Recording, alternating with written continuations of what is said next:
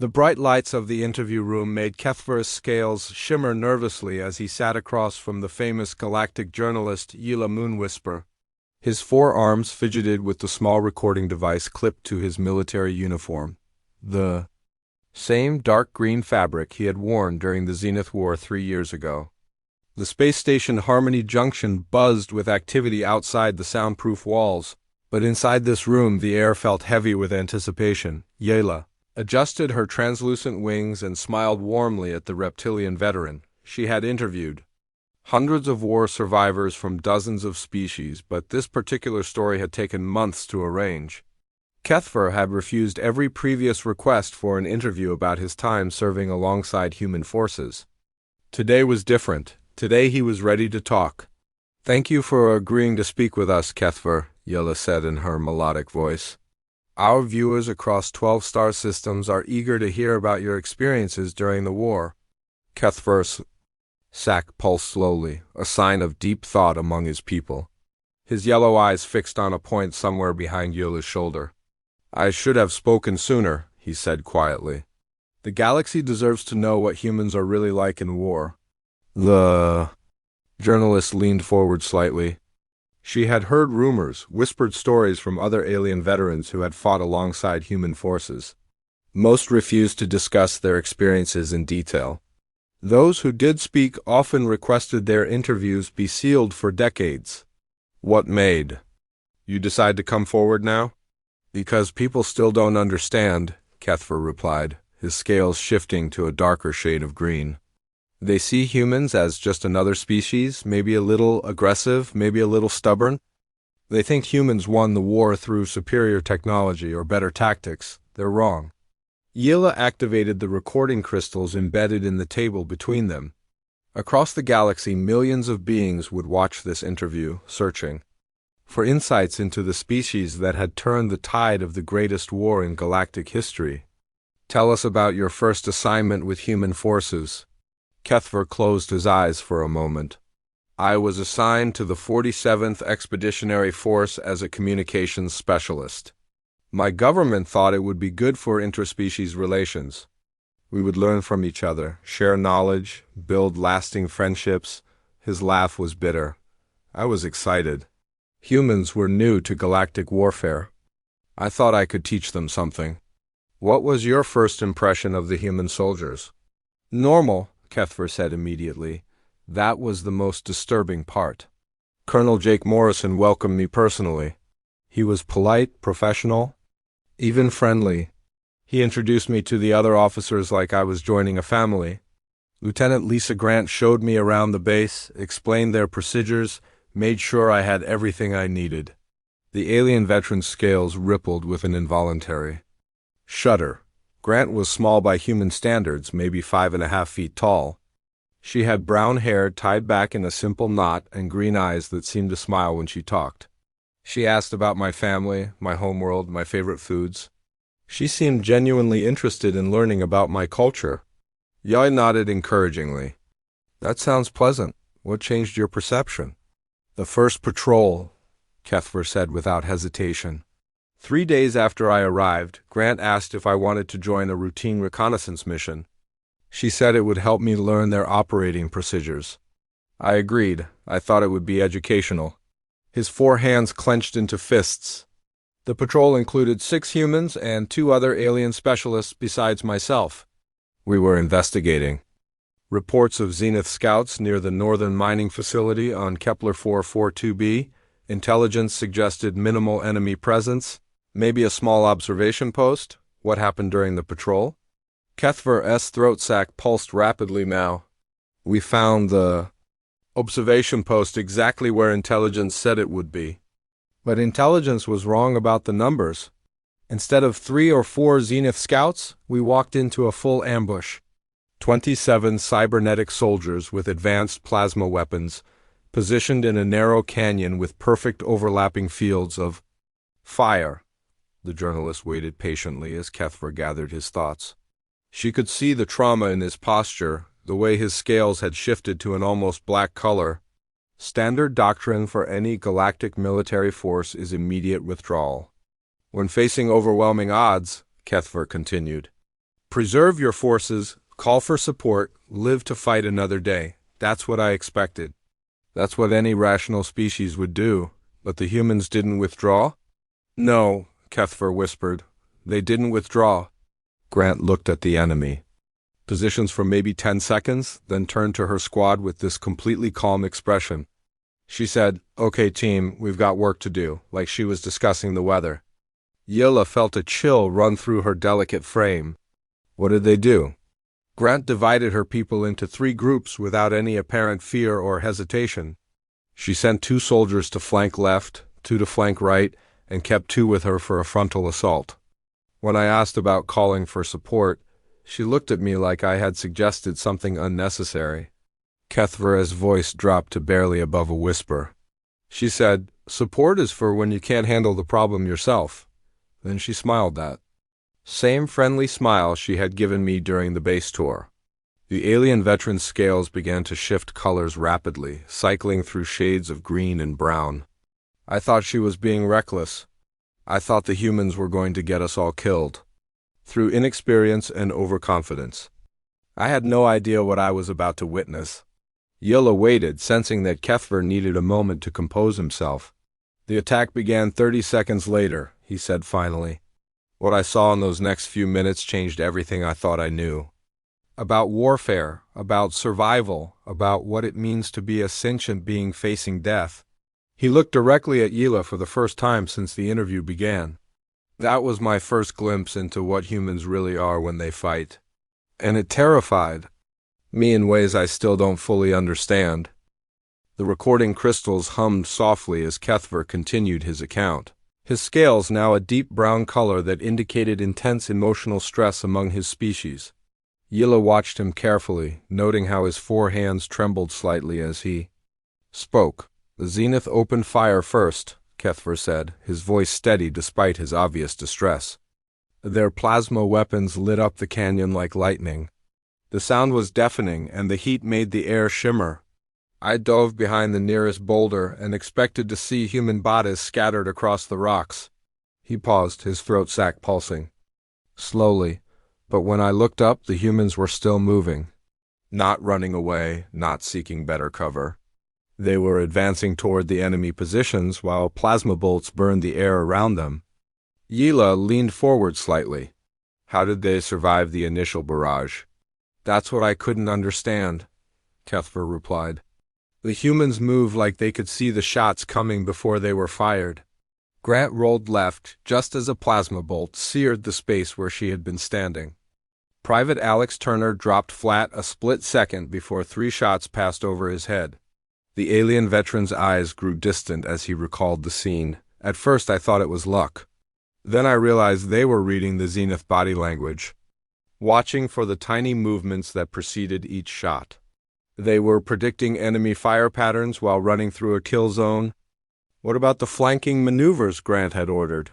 Kepler's scales rippled with what might have been admiration or terror. The 2 soldiers moving left were Sergeant Danny Park and Corporal Matt Lewis. Park was the unit medic, small and quiet, maybe 25 years old. Lewis was barely out of training, couldn't have been more than 19.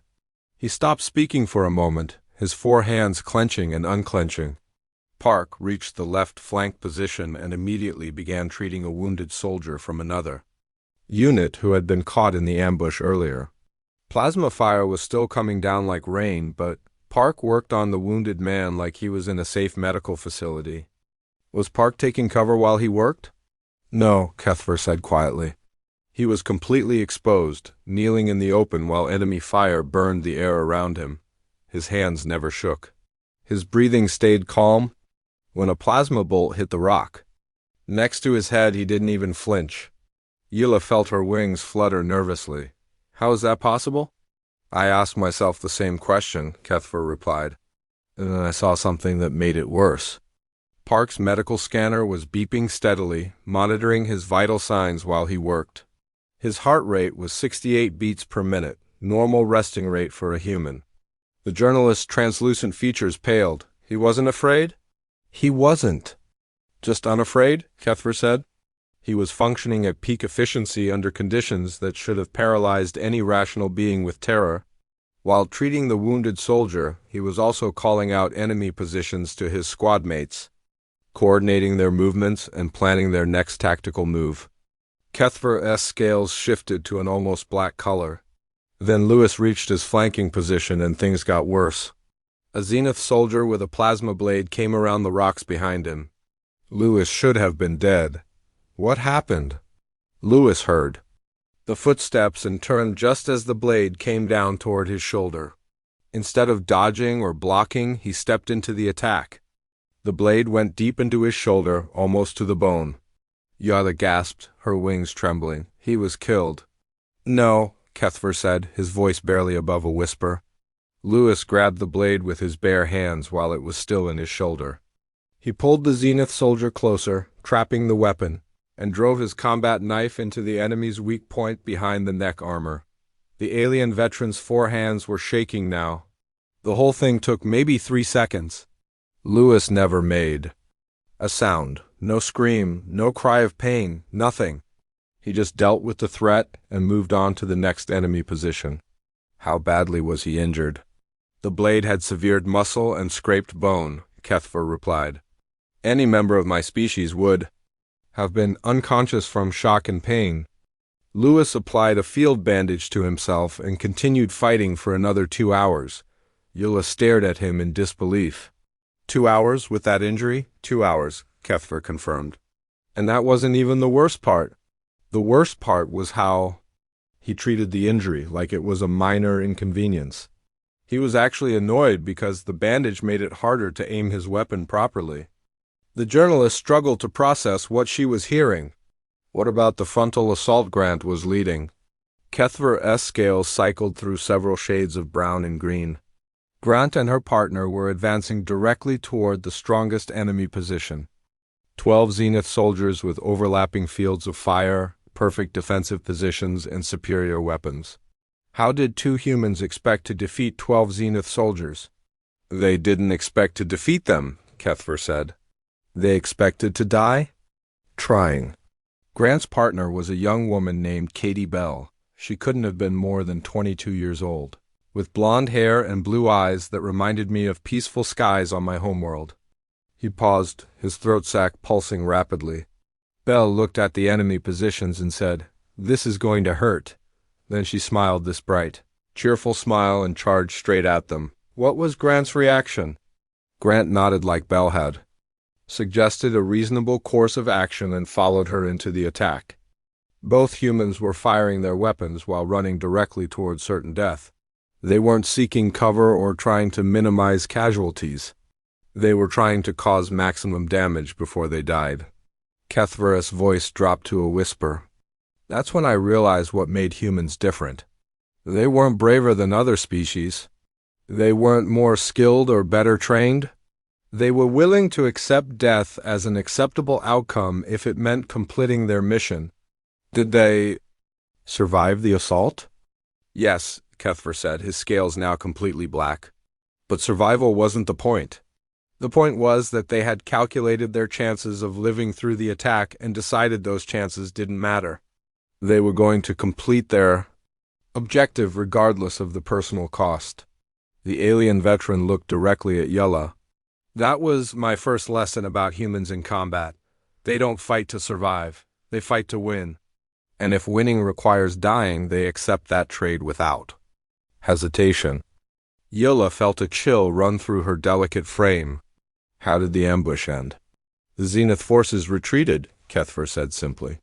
12 cybernetic soldiers with superior weapons and perfect defensive positions retreated from 6 humans. They ran because they realized the humans would never stop coming, never give up, never accept defeat. His forehands were steady now, but his scales remained dark. That night, after the battle, I asked Grant how she could function normally after what they had been through. She looked at me with those same friendly green eyes and said, "Function normally after what?" We had a job to do and we did it. Kepler's voice was barely audible. She genuinely didn't understand why I was disturbed. To her, everything that had happened was just another day at work. Yilla shifted uncomfortably in her chair as she watched Kepler's scales slowly return to their normal green color. The alien veteran had been speaking for nearly an hour, but she sensed they had only scratched the surface of what he had witnessed during the war. That ambush was just the beginning, Kepler said, his voice steadier now.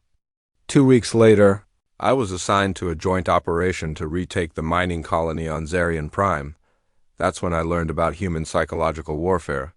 The journalist activated a fresh recording crystal. What made this operation different? The scale, Kepler replied. 3,000 Zenith soldiers had fortified the colony using the miners as human shields. Standard military doctrine called for a siege lasting months, maybe years. Colonel Morrison had a different plan. Kepler's throat sac pulsed slowly as he recalled the briefing. Morrison introduced me to Captain Nina Rodriguez, their intelligence officer. She was maybe 30 years old, with dark hair and brown eyes that seemed to look right through you. She spoke quietly, almost gently, like a teacher explaining a simple lesson. What was her plan? Rodriguez had spent weeks studying Zenith psychology and combat programming, Kepler said. She discovered that despite their technological advantages, the Zenith had specific psychological vulnerabilities. They were programmed to respond to certain emotional triggers in predictable ways. The alien veteran's scales rippled with unease. Rodriguez called it Ghost Protocol. She explained that humans would not attack the Zenith positions directly. Instead, they would make the enemy believe they were fighting desperate, emotional beings who were slowly breaking down under pressure. Yaila leaned forward. How did they create that impression? By leaving evidence? Kepler said quietly. But not real evidence. Carefully planned false information designed to trigger specific responses in Zenith combat programming. Kepler's four hands began to fidget again. I watched human soldiers plant personal items in abandoned buildings. Family photos, children's toys, handwritten letters from home. They would stage these scenes to look like desperate humans had been forced to abandon their most precious possessions. That sounds reasonable for psychological warfare, Yella said. It would have been reasonable if it were true, Kepler replied. But the humans weren't desperate or emotional. They were calculating every detail with cold precision. Lieutenant Commander Rob Hayes led a team that would deliberately injure themselves to create false blood trails. The journalist's wings fluttered. Nervously, they hurt themselves intentionally? Hayes would cut his own arm to create authentic human blood samples, Kepler said. Then his team would spread the blood in patterns that suggested wounded humans had stumbled through the area.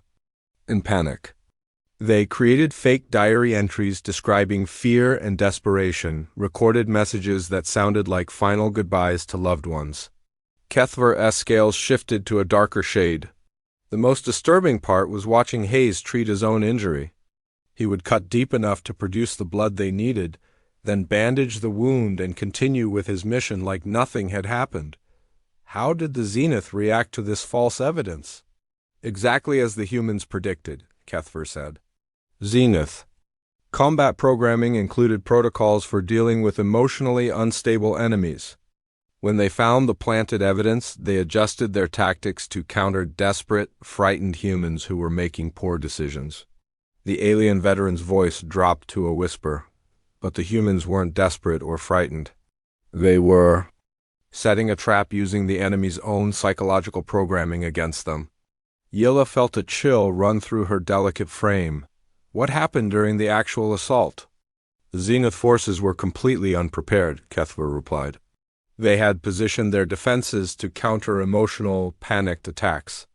Instead, they faced coordinated, methodical human tactics that exploited every weakness their false evidence had revealed. Kepler's throat sac pulsed rapidly.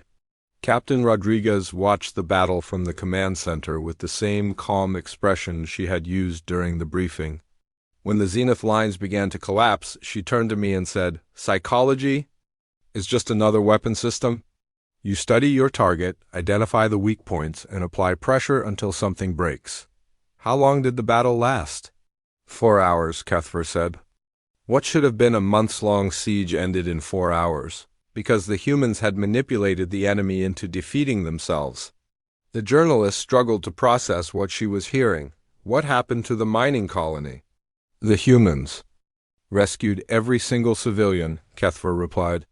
Not one miner was killed during the assault. The same soldiers who had coldly manipulated enemy psychology spent the next 3 days providing medical care and comfort to the rescued prisoners. Kepler's scales cycled through several shades of green and brown. That's when I realized something. That still disturbs me.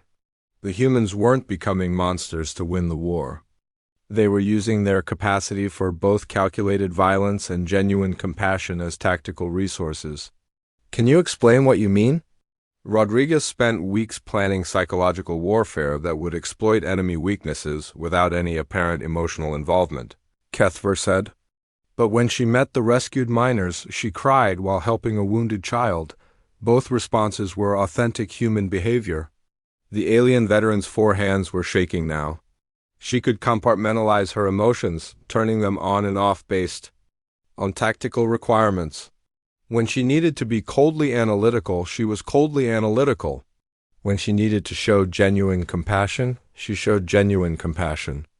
Yilla stared at him in disbelief. She was manipulating her own emotions. Not manipulating, Kepler corrected.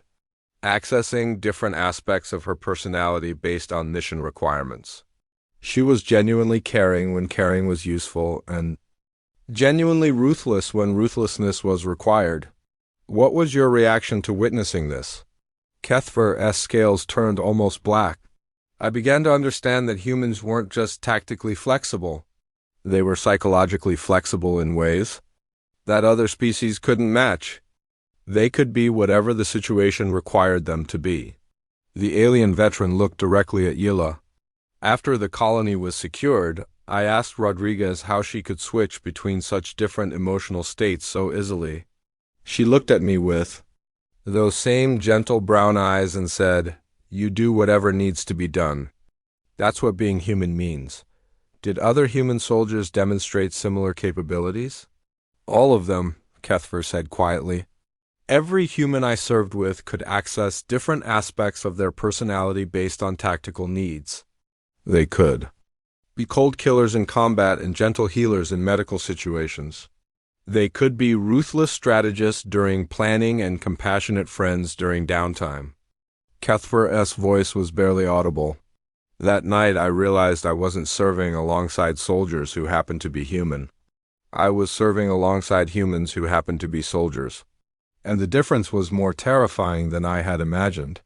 The journalist felt her wings trembling.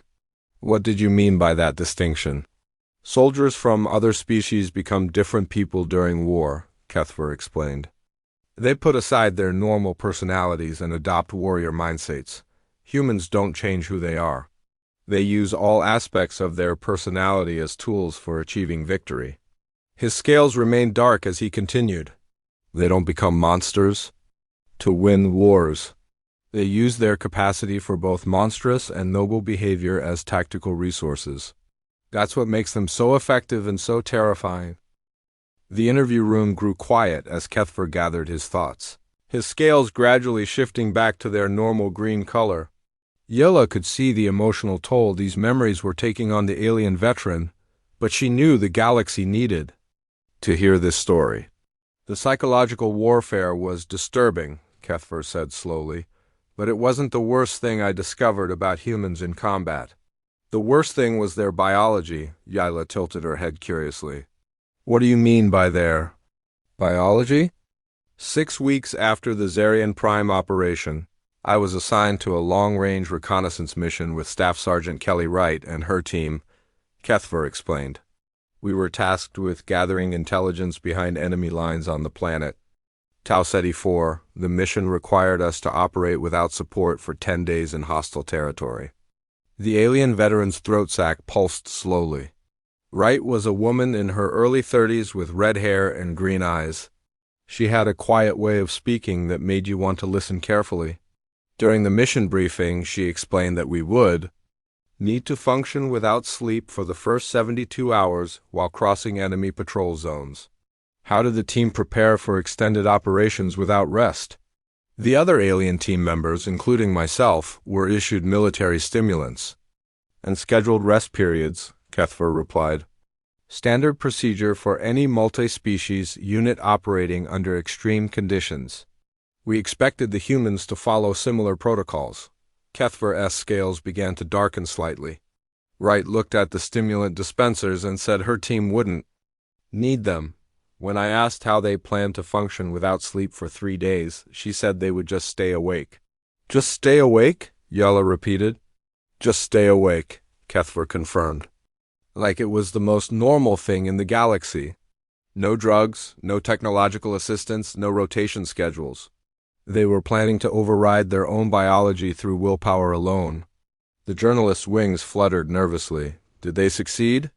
They didn't just succeed, Kepler said quietly. They remained alert and effective for the entire 72-hour period. While the rest of us struggled with exhaustion despite our chemical assistance, the humans maintained peak performance.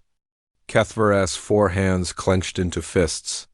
I watched Corporal Matt Lewis navigate through enemy territory during the 3rd night without sleep.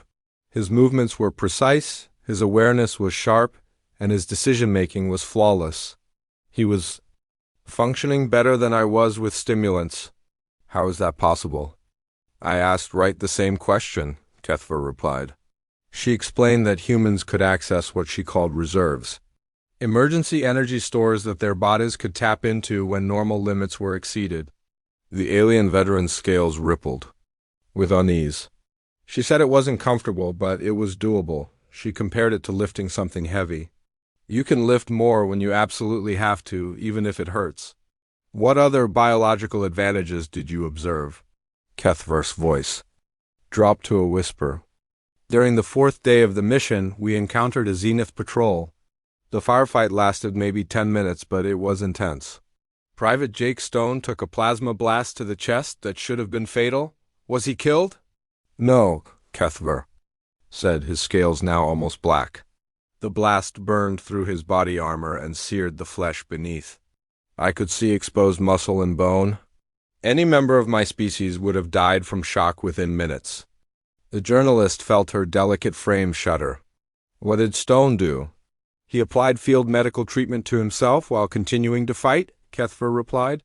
He used a combat medical kit to seal the wound, injected himself with painkillers, and kept firing his weapon at enemy positions. Kepler's throat sac pulsed rapidly. The most disturbing part was his attitude. He was annoyed that the injury might slow down the mission. He actually apologized to Wright for getting hurt. How long did he continue fighting? 2 hours, Kepler said. He fought effectively for 2 hours with an injury that should have killed him in minutes. When the engagement ended, he asked Wright if he could continue with the mission. Yola stared at him in disbelief. What was Wright's response? She examined the wound and said he could continue as long as he changed his bandages regularly, Kepler replied. She treated a potentially fatal injury like a minor inconvenience that required basic maintenance. The alien veteran's 4 hands were shaking now. That's when I realized that human pain tolerance wasn't just psychological. They could consciously override their body's warning systems and continue functioning past the point where other species would be unconscious or dead. Did you witness other examples of this ability?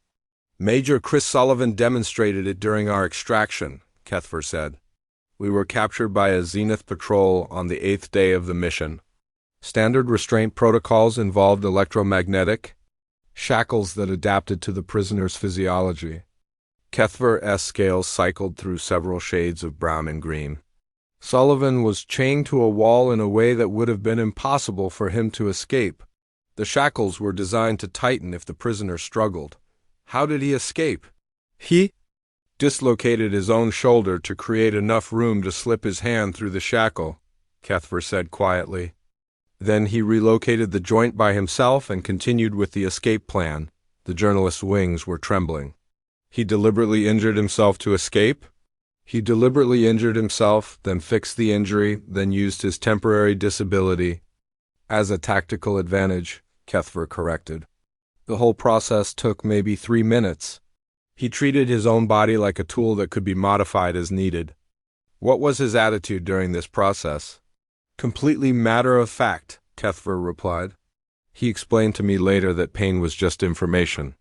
His body was telling him that something was wrong, but he could choose whether to act on that information or ignore it. Kethver's voice was barely audible. Sullivan said that humans had learned to override their survival instincts when necessary. They could make their bodies do things that biology said were impossible. Did other team members demonstrate similar capabilities? All of them, Kepler said. Every human I served with could push their body beyond what should have been possible. They could function while injured, operate without sleep, and ignore pain levels that would incapacitate other species. The alien veteran looked directly at Yilla. The most terrifying part was that they considered this normal. Wright told me that every human military unit included training on how to override biological limitations. They called it stress inoculation. What did she mean by that? They deliberately exposed themselves to extreme physical and psychological stress during training, Kethver explained. They would practice fighting while injured, operating without sleep, and functioning under conditions that would break other species. Kethver's scales remained dark as he continued. They weren't born with these capabilities. They created them through deliberate conditioning. They turned their own biology into a weapon system that could be deployed when needed. The journalist felt a chill run through her delicate frame. What was your reaction to learning this? I realized that humans weren't just psychologically different from other species, Kethver said. They were biologically different in ways. They had created themselves. They had transformed their own bodies into tools for warfare. His forehands were steady now, but his voice carried a note of deep unease. They had turned survival itself into a choice rather than an instinct. And, that choice was always the same: complete the mission, regardless of the cost to themselves. The recording crystals continued to hum as Kethver's account grew darker, his scales now a deep shade of brown that indicated profound emotional distress. Yilla had interviewed countless war veterans, but none had described anything like what she was hearing about human warfare capabilities. The biological advantages were disturbing enough, Kethver said slowly, but they pale in comparison to human strategic thinking. 3 months before the war ended, I was assigned to strategic planning sessions for Operation Starfall, the final assault on the Zenith homeworld. The alien veteran's throat sac pulsed rapidly. I was given access to these meetings because of my communications expertise. I thought I would be helping coordinate information between different alien species in the coalition. Instead, I witnessed human military planning that changed my understanding of warfare forever. Yilla leaned forward slightly. What made their planning different? The scale of their calculations, Kethver replied. The meetings were led by General Patricia Ford, a woman in her 50s with gray hair and blue eyes that seemed to look right through you. She spoke in the same calm, professional tone you might use to discuss supply schedules. Kethver's forehands began to fidget nervously. Ford presented casualty projections for the assault like she was reading a weather report. She explained that human forces would accept 40% losses if it meant achieving strategic objectives. 40%? Yilla repeated, her wings fluttering with shock. 40%, Kethver confirmed. Nearly half of all human soldiers involved in the operation would die or be severely wounded. Ford presented this information without any apparent emotional reaction. The alien veteran's scales rippled with unease. When I asked how they could accept such massive losses, Captain Ben Hunter looked at me with complete sincerity and said, "We're already dead? We just haven't stopped moving." Yet, what did he mean by that? Hunter explained that human soldiers began each mission with the assumption that they would not survive, Kethver said quietly. They planned tactics, made decisions, and executed operations based on the belief that death was the most likely outcome. Kethver's voice dropped to a whisper. This wasn't fatalism or despair. It was strategic thinking that removed survival from the equation entirely. They could make decisions that other species couldn't make because they weren't trying to preserve their own lives. How did this affect their planning? It made them willing to consider options that other species would never contemplate. Kethver. replied, I watched human planners discuss sacrificing entire battalions to gather intelligence about enemy capabilities. They would send thousands of soldiers to certain death just to test enemy responses. The journalist felt her delicate frame shudder. They used their own people as test subjects? They used their own people as tactical resources, Kepler corrected. Commander Lisa Bell presented a plan that involved deliberately losing 3 major battles to create a false impression of human capabilities. 15,000 soldiers would die to convince the enemy that humans were weaker than they actually were. Kepler's scales turned almost black. Bell discussed these deaths with the same calm professionalism she used for supply requisitions. When I asked how she could plan the deaths of so many people, she said, every death serves a purpose. That's what makes it acceptable. Did the other human officers support these plans? All of them, Kepler said. Every human in those planning sessions understood that victory required sacrifices that other species couldn't make. They were willing to accept any level of casualties if it meant achieving their strategic objectives. The alien veteran's throat sac pulsed rapidly. The most disturbing part was their contingency planning. They had prepared strategies for scenarios that other species refused to even consider. What kind of scenarios? Complete planetary sterilization, Kepler said quietly. If the assault on the Zenith homeworld failed, humans were prepared to destroy the entire planet rather than accept defeat.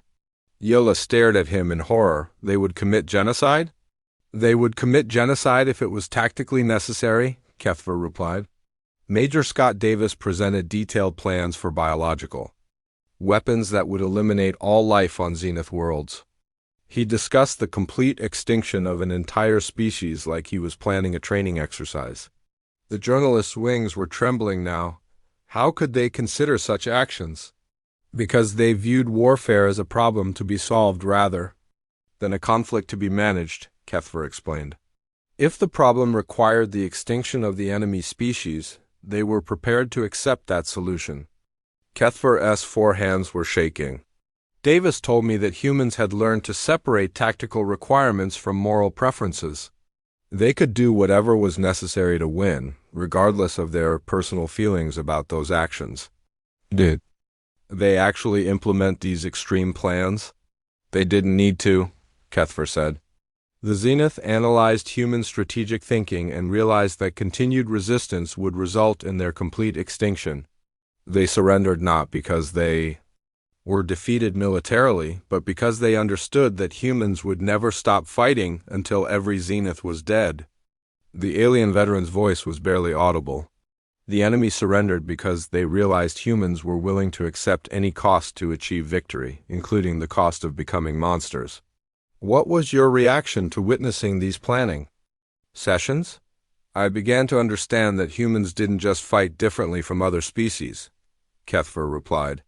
They thought about warfare in ways that other species couldn't comprehend.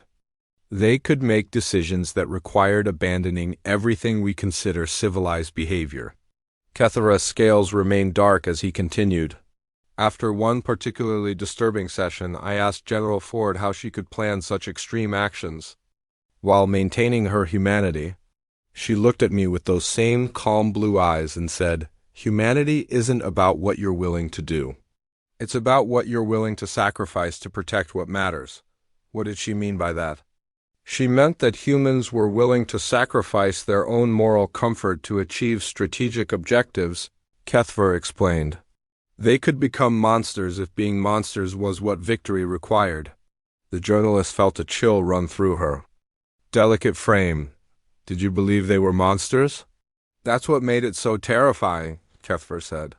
They weren't monsters. They were still recognizably human, even while planning actions that would horrify other species. They maintained their capacity for kindness, humor, and compassion while simultaneously preparing for genocide. Kepler looked directly at Yella. I realized that human strategic thinking wasn't about becoming evil. It was about accessing whatever aspects of their nature were required to win. They could be gentle healers or ruthless exterminators based on tactical needs. How did this realization affect you? It made me understand that humans weren't just effective soldiers, Kepler replied. They were a species that could adapt their entire moral framework to meet strategic requirements. They could redefine right and wrong based on what victory demanded. His voice was barely audible. That's when I realized that the most dangerous thing about humans wasn't their weapons or their tactics. It was their ability to become whatever the situation required them to become, while still believing they were doing the right thing. The recording crystals dimmed slightly as Kepler reached the final portion of his account, his scales now a deep black that reflected the weight of what he was about to reveal. Yilla had listened to hours of testimony that challenged everything. She thought she knew about human nature, but she sensed the most important revelations were still to come. The war ended 3 days after Operation Starfall began, Kepler said quietly. The Zenith sent surrender terms before human forces even reached their homeworld. They had analyzed human strategic thinking and concluded that continued resistance would result in their complete extinction. The alien veteran's throat sac pulsed slowly. I was present when Colonel Morrison received the surrender message. He read it once, nodded, and said, "Good, now we can get back to being human." At the time, I didn't understand what he meant. What did he mean? Yella asked. I found out during the occupation period that followed, Kepler replied. I stayed with human forces for 6 months after the war ended, expecting to see the same ruthless efficiency they had demonstrated during combat. Instead, I witnessed something that disturbed me even more than their warfare capabilities. Kepler's 4 hands were steady now, but his voice carried a note of deep confusion. The humans transformed overnight from terrifying war machines into gentle peacekeepers. The same soldiers who had planned genocide were now building schools and hospitals for former enemy populations? How was that possible? Sergeant Danny Park, the medic who had treated wounded soldiers while under fire, returned to civilian life and became a pediatric nurse, Kepler explained. He worked with Zenith children who had been orphaned by the war, showing them the same calm compassion he had demonstrated during combat.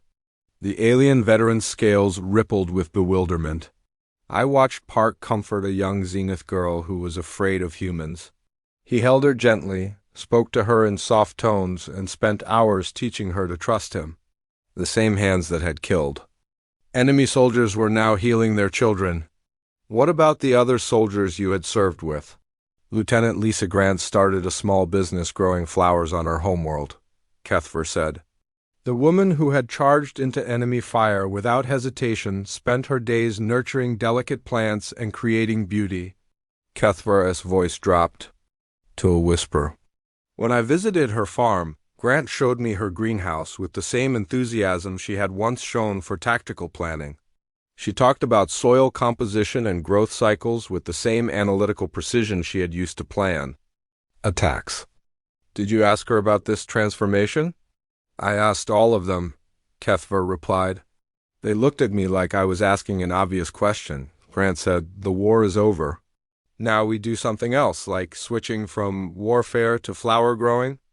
Was the most natural thing in the galaxy. The journalist felt her wings flutter with confusion. They didn't seem affected by their wartime experiences. They were affected, Kepler corrected. But they had compartmentalized those experiences in ways that other species couldn't understand. They could access their capacity for violence when it was needed and set it aside when it wasn't. Kepler's scales began to shift to a lighter shade of brown. I had a long conversation with Colonel Morrison before I left human space.